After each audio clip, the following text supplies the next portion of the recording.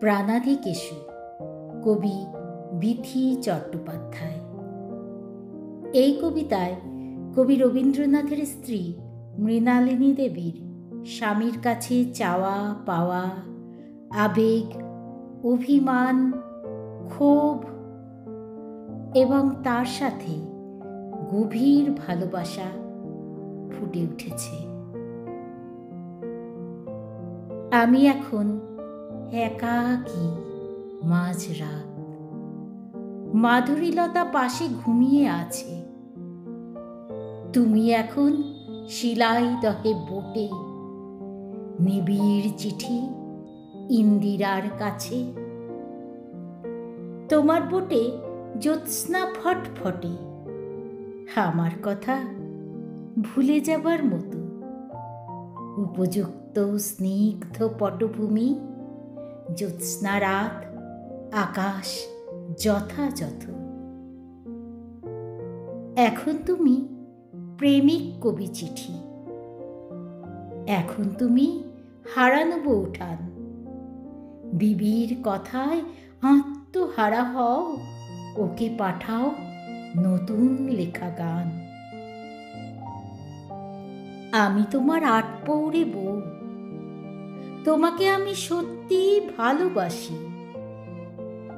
আমার শরীর যখন তুমি নাও, যখন তোমার শোভন মধুর বাঁশি, বুঝতে পারি অন্য কাউকে ভাবছ।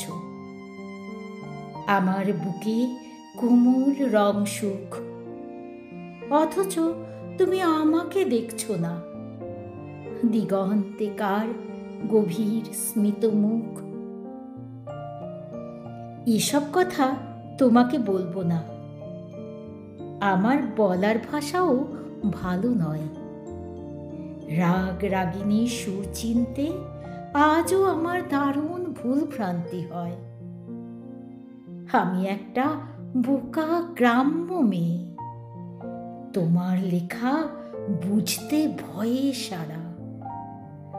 আমায় তোমার কি বা প্রয়োজন, রান্নাঘর আর শয্যাকক্ষ ছাড়া? প্রথম প্রথম তোমার ছন্দ ভুল শুধরে দিতে নতুন বউঠান। এখন যেমন বিবি তোমার লেখা অসামান্য সুরে বসিয়ে গান।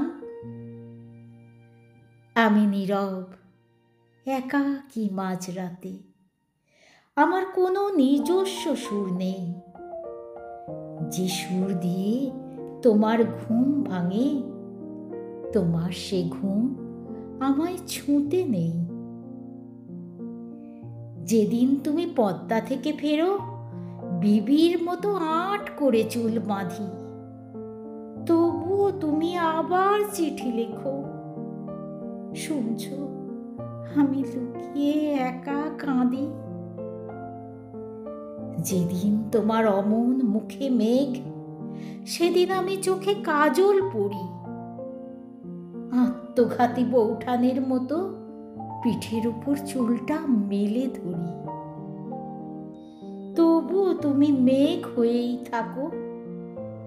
আর কিভাবে কত নকল করি, যারা তোমায় মেঘ বানিয়ে দেয় তাদের মতো অধরা অপ্সরে আমি তো নই। সেটাই আমার দোষ।